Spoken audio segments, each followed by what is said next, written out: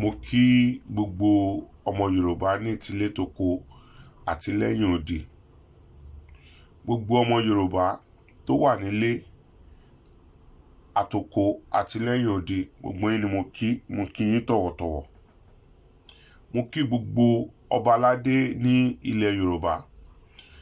Kábíyèsí Adéyẹyè Ẹniìtàn Ọọ̀ni of Ifẹ̀, bàbá mo kí yín. Kábíyèsí Aláàfin Ọ̀yọ́ Ikú Bàbá Yèyè, mo kí yín. Ọba Aláké of Egbaland, bàbá mo kí yín. Ọba Awùjalẹ̀ ti Ìjẹ̀bú, kábíyèsí bàbá mo kí yín. Ọba Lóńdó, mo kí yín. Ọba ní Àkúrẹ́, mo kí yín. Ọba Olúbàdàn, mo kí yín. Gbogbo ọba aládé pátápátá àti ìjòyè ní ilẹ̀ Yorùbá, gbogbo yín ni mo kí yín tọ̀wọ̀tọ̀wọ̀. Tẹ́ bá ṣàkíyèsí pé mo ní ọ̀rọ̀ Èkó nìkan òun ló jẹ mí lógún.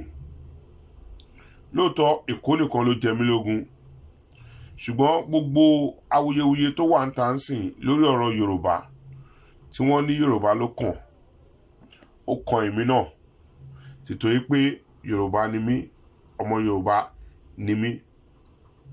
Ìdí èyí ni mo ṣe fẹ́ bá gbogbo ọmọ káàárọ̀ oòjíire ni mo ṣe fẹ́ bá wa sọ̀rọ̀ pẹ̀lú ọgbọ́n orí ọmọ kékeré ti tèmi. Ẹ má bínú. Mo fẹ́ ká wo kíní dáadáa tó bá yẹ pé ọ̀rọ̀ 2023 presidency yìí pé Yorùbá ló kàn lóòótọ́. Mo fẹ́ ká wo dáadáa, mo fẹ́ ká gbé yẹ̀wò dáadáa. Ẹ má wo ọjọ́ orí mi, kẹ̀dẹ̀ má wo ọgbọ́n orí mi. Ẹ jọ̀ọ́. Tẹ́ bá rántí ní 2007, Umaru Musa Yar'Adua, he was 56 years old. Nígbà tí ó gbégbá ipò ààrẹ Nàìjíríà.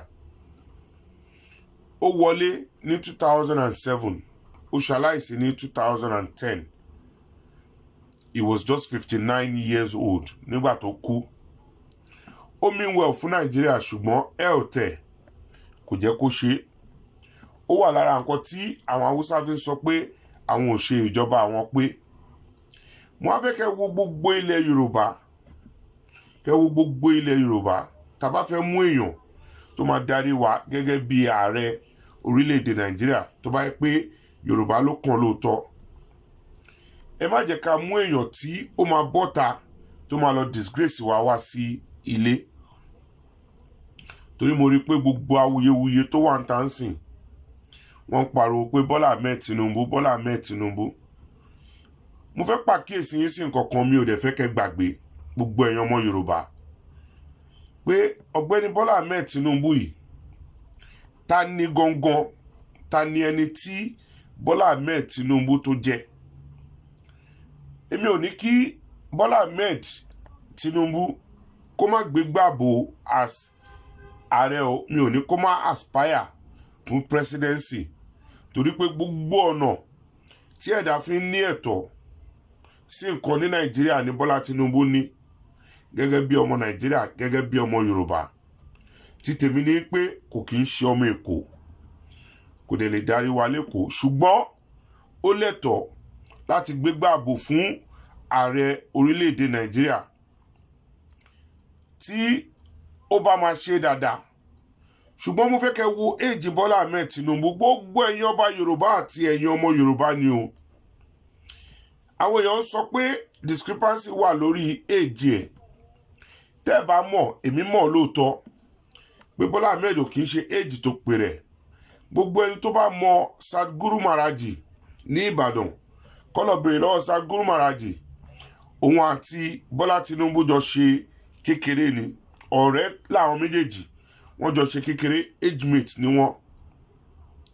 Ẹ lọ bèrè lọ́wọ́ Sadguru Maraji, á sọ irú èèyàn tí Bọ́lá Ahmed Tinubu tó jẹ́, á sọ fún yín. Orúkọ tí Bọ́lá Ahmed sọ pé òun jẹ́ kọ́ ló ń jẹ́. So ìdí èyí, tí ó bá fẹ́ darí wa ní Nàìjíríà, ẹ kọ́kọ́ wo nǹkan kan mọ́ ní ara. irú nǹkan tó ṣe Musa Yar'Adua nìyẹn. Musa Yar'Adua ò tó Bọ́lá Tinubu ṣùgbọ́n ẹ ò tó sí ní sàkání ẹ̀. Mi ò fi kú yọ Musa Yar'Adua, mi ò dẹ̀ gbèrò ikú sí Bọ́lá Ahmed Tinubu. Ṣùgbọ́n ọ̀gbẹ́ni Bọ́lá Ahmed Tinubu kò gbádùn, ó ti dàgbà, èjì tó ń pèrè ẹ̀kọ́ ló jẹ́. Dementia ń wọ́rì Bọ́lá Ahmed Tinubu. Bọ́lá Ahmed Tinubu ò mọ nǹkan tó ń sọ mọ́. Ẹ wo ohun tó ń sọ níbí. Recruit 50 million youths into the army and the other things. Take away from their recruitment source. What they will eat? Cassava, àgbàdo, corn, in the morning, yam in the afternoon. It's growing here. You create demand and consumption. Àwọn tó ń pàtẹ́wọ́ yẹn wọn ò tí ì mọ ohun tó fẹ́ sọ lọ́ṣẹ́ ń pàtẹ́wọ́. Bọ́lá Ahmed Tinubu ti dàgbà, dementia ló ń wọ́rì ẹ̀. Kí wọ́n mú 50 million people, kí wọ́n fún wọn ní security job. Kò sí anywhere in the world tí wọ́n ti mú 1/3 of the population láti fi ṣe security. Anywhere in the world mo fẹ́ kọ́ lọ wò, kò síbi tó ti mú 1/3 of their population láti fi ṣe security. Wọ́n wá ní kí ló máa jẹ, ó ní iṣu, àgbàdo, gbogbo ẹ̀, consumption and production. Ẹni tẹ́ fẹ́ fi jẹ president nìyẹn o. Òun náà ló ń ṣubú ní Arewa House o. Òun ló tún ṣì sọ níbí tó jẹ́ pé ó pause fún bíi 13 seconds. Òun náà ló tún ṣì ìyàwó Ọ̀ṣínbàjò, ó ń gbé fúnra wọn. Ó ń pe ìyàwó Ọ̀ṣínbàjò ní first lady as ìyàwó Buhari. Ó ti mọ Ọ̀ṣínbàjò more than 20 years ago. Ló ti mọ Ọ̀ṣínbàjò. Ó wá jẹ́ pé ní 2021 ó ń ṣe orúkọ Aisha Buhari àti ìyàwó Ọ̀ṣínbàjò, ó ń ṣe orúkọ gbé fúnra wọn. Bàbá ti dàgbà, dementia ń wọ́rì Bọ́lá Ahmed Tinubu. Ẹ wo bó ṣe ń ṣì sọ, àgbàlagbà old age ló ń wọ́rì Bọ́lá Ahmed Tinubu. Ẹ má jẹ́ kí ọ̀rọ̀ wa lọ dàbí ọ̀rọ̀ Musa Yar'Adua tí kò pẹ́ lórí àléfà. Ṣó wá dà ká gbérò èèyàn bẹ́ẹ̀ yẹn sí orí àléfà tó yẹ pé a máa dákú, a máa dájí. Gbogbo alárí nǹkan tí ìjọba Buhari ń ṣe fún wa ń sìn, tó yẹ pé bàbá Buhari ojoojúmọ́ ló fi ń lọ sí hospital nílùú òyìnbó. Ẹ má jẹ́ kí agbérò èèyàn bẹ́ẹ̀ yẹn wá ká má bàa regret ẹ̀. Ìyẹn kíní. Ẹlẹ́kejì ni pé ẹ má jẹ́ kí Bọ́lá Ahmed Tinubu kó lọ disgrace wa. Torí ìgbà tó kọ́kọ́ dé, tẹ́ bá rántí ìjà òun àti Gani Fáwẹ́hìnmí, kọ́lọ̀ ń fọ̀run kẹ́ bàbá.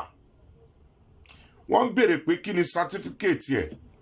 Kó certificate ẹ̀ jáde, gbogbo qualification ẹ̀ kò rí kọ́kọ́ kó jáde. Nígbà yẹn ló lọ ń fi àwọn ọmọ ọ̀ta, àwọn eruku, ó fi ń dẹ́rù ba bàbá Gani Fáwẹ́hìnmí gbà yẹn. Tí wọ́n lọ ń dẹ́rù ba bàbá yẹn, wọ́n fọ́ mọ́tò wọn, wọ́n pàdé wọn ní court. Kó tó di pé bàbá yẹn gba protection àwọn Oòduà.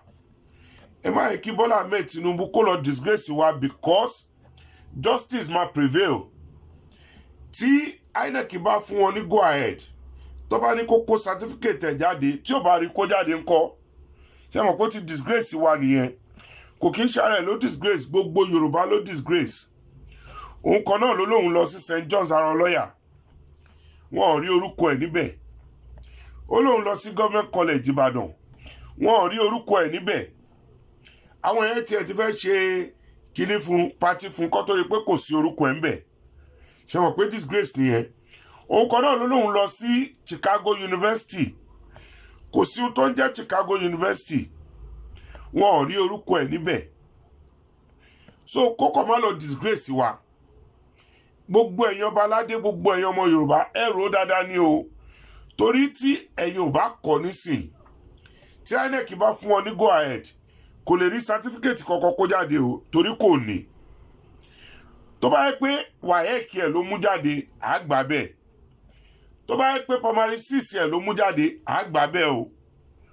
Ṣùgbọ́n certificate wo ló fẹ́ kó jáde fún INEC kò ń ṣe àwa nìkan ló máa dójú tì, gbogbo entire Yorùbá ló máa dójú tì. Pa Ajásin Yorùbá ni wọ́n o, Justice Fatai Williams Yorùbá ni wọ́n o, Fálànà Yorùbá ni wọ́n o, Gani Fáyẹ̀mí Yorùbá ni wọ́n o, Pa Ayọ̀ Adébánjọ Yorùbá ni wọ́n o, Bọ́lá Ìgè Yorùbá ni wọ́n o, Fẹlá Kútì Yorùbá ni wọ́n o.